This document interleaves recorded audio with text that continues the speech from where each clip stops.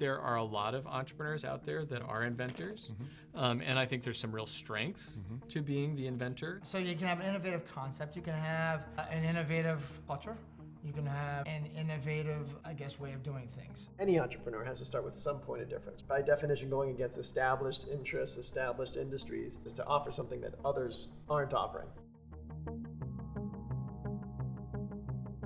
I was at the right age, just as the internet boom was happening.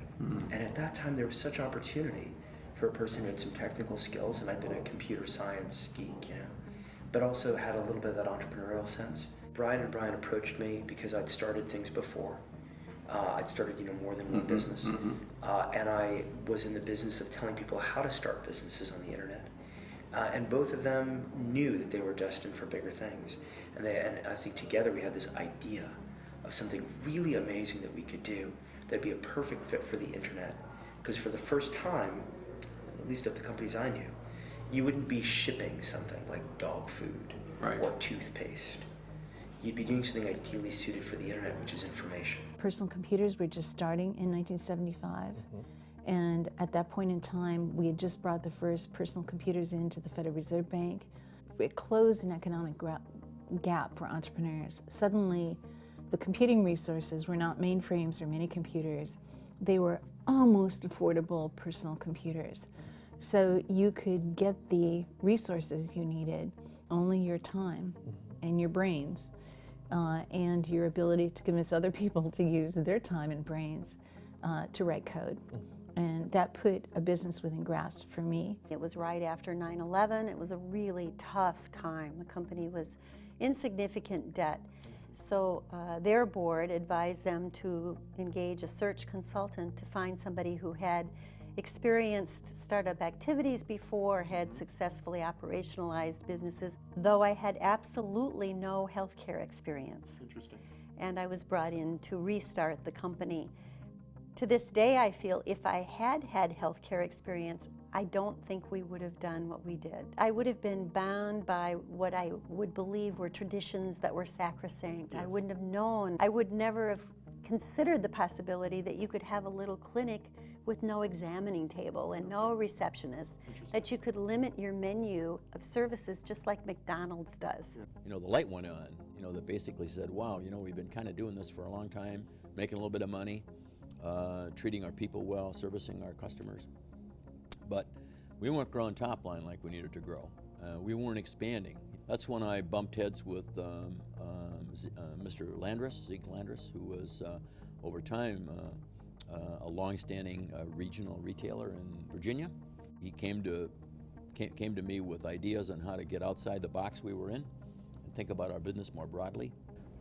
And I learned an awful lot about how to diversify product offerings, how to attract to different demographics, and make the store environment much more exciting.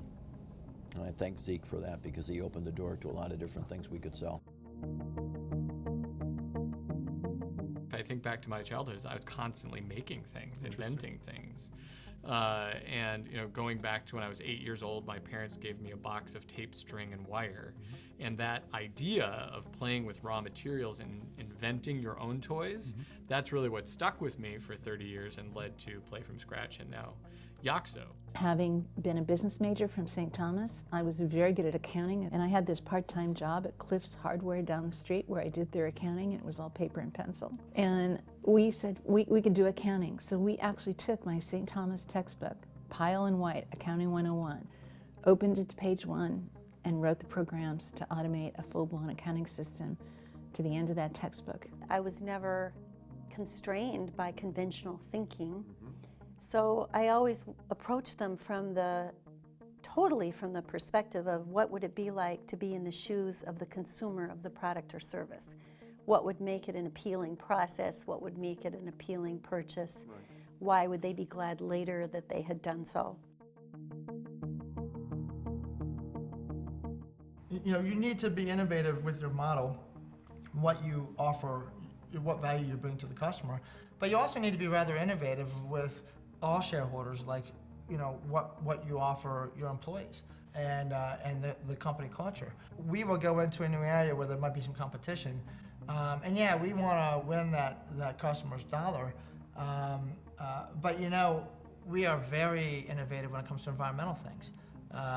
And so what we'll see is not only will a competitor start to lower their prices and maybe ramp up their service as we come in, but they really ramp up their environmental actions. The innovations that we brought out, whether it's a kid's drink or a zero-calorie soda that's organic, we've been defined by how can we take our impact deeper. Just this year, we've now shifted all of our sweeteners over to fair trade certification. And so that was a huge step, cost several hundred thousands of dollars, but we knew it would further define the difference between us and everyone else in the marketplace. In that first month that we launched, which was December of 2012, we sold like $15,000 worth of tubes and boxes and tape. Wanted that to become the business, but very quickly realized that the toy business is very seasonal. January hit and it just flatlined like nothing, not $1. Realized that we really needed partners to take the company to the next stage, and that meant stores. And they said, love it, this is great, but it will never sell. That's not a retail toy. Okay. And so I had to step back and say, how do I capture the same idea, this open-ended, creative construction play, but put that in a package that will sell on a retail shelf. And so the shapes I started playing with to make these tubes connect started turning into Ys, Os, and X's. And so I was sitting there one day with these connecting devices, these links, laid them out, and it spelled Yoxo, and that was that. Sometimes ideas for new ways to think about business come from activities or occurrences, that change the shape of your thinking.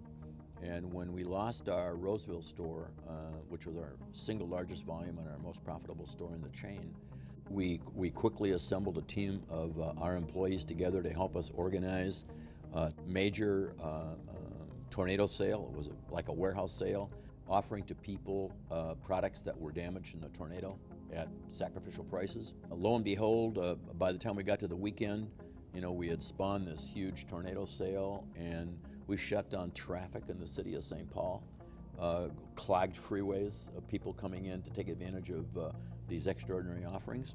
If we could just package this whole occurrence and this whole incidence and this whole opportunity into a form of a new store, think what we could do. And so that spawned the idea for Best Buy. What inspired you to be an entrepreneur? When did you first know that you were actually an entrepreneur? I think of myself first actually as an activist. I really am someone who, if I see something that I care about, I want to address it. Entrepreneurship has been the path I've chosen to address those issues. I always sought interesting career opportunities. And that turned out to generally be creative startups, either reconfiguring a business that I thought could be more appealing or more profitable if it were done in a slightly different way, or it was starting something from scratch. I tried to do an omelet catering company first. The reason why I just didn't succeed in my first venture was that I didn't really own it, it felt like. I was trying to kind of copy somebody just because I could do it better, but getting into organic foods was just much more exciting to me. It's more my passion, and like I said, it was kind of more of an original idea.